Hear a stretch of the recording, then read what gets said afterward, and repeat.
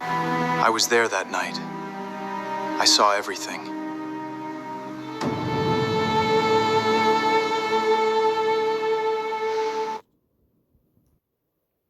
Okay, so here's another thought experiment. By all regards, Israel has committed genocide. They pretty much wiped the Palestinians off the map. Whether we like to address it or not.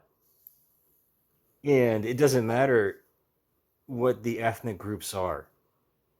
What matters is the intentional commitment to the action.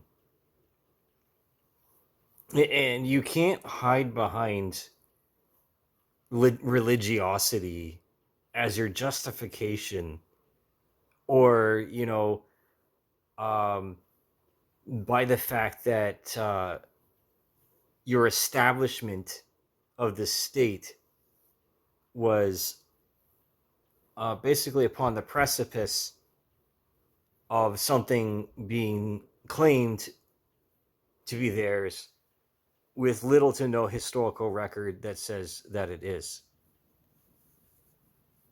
And it's been a petty squabble amongst tribes for millennia. Anyways, so the question is, if and when we do hold the Nuremberg trials for Israel, how would that take place? What would it look like? And then after the fact, what do we do with the state of Israel? Because obviously we need a plan for that. And it would probably end up being some sort of segregation. Because that's what we had to do with the Balkans. You had these Christians and these Muslims fighting each other and basically like wiping entire villages off the map. So look at what we did with Slobodan Milosevic. I think that's a fair treatment, don't you, for Bibi? It's safe to say that for as long as Israel exists, there will always be trouble in this world. And in my opinion, it should be a stateless area. There should be no governance. Let them fight it out for themselves. You'd imagine a lawless zone in Israel, where every community differs from each other. You know how fucked up that would be. But in reality, what they did was create the largest open air prison on the planet. And preceding the foundation of Israel in the late 1940s, it used to be Palestine, the entire fucking place. And then when they moved in, they had to do it by force. They had to fight Egypt. They had to fight Iran. They had to fight Syria and shit like that. Hell, they even fought Iraq through the United States.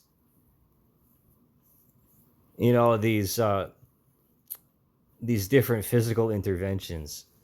And you might think that it would be really hard due to the fact that Israel has the Samson option or whatever it is, and they keep threatening other people to use it because they say that they're persecuted. But in reality, it is the furthest thing from the truth. You can't expect to go around in this life bullying other people and expecting them to endure that, especially for how long the states has endured being the guardian of Israel because of the vested interest in the United Nations.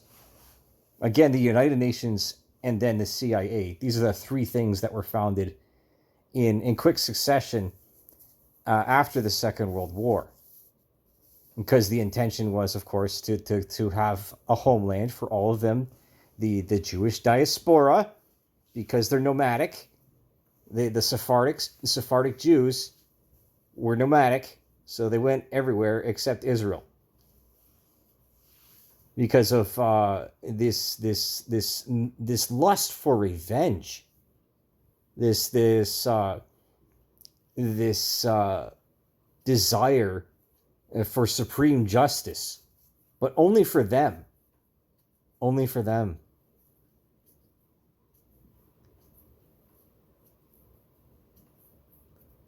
So, some people say that war is a racket, and you know what? I agree with them to a certain degree. I do. Is war profiteering? And that was the whole thing behind Naomi Klein's The Shock Doctrine. And she was right about everything. Everything in that book is true, as far as I can tell. This changes everything, doesn't it, Naomi?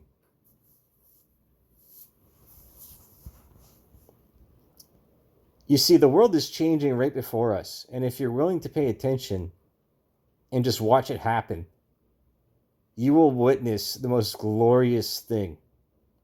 And that glorious thing is when an entire population gets behind someone or a group of people, and they exert justice, righteous indignation, and the fear of God in the eyes of other people. There's no ignoring it anymore. Okay? And this is why they went around assassinating people in important positions, because of the information that they held. And they developed an extortion network in which they were manipulating the finances and the judiciary system, because that's a tradition amongst Jews. And if you think that's anti-Semitic, why don't you suck my fucking dick? Huh? Why don't you suck my dick? Huh? You got a problem with sucking dick? What's your fucking problem? You don't like dicks? Ah, that's it, isn't it? You only suck dick when you want to, huh? You want to suck dick when I want you to suck a dick. Now, don't you?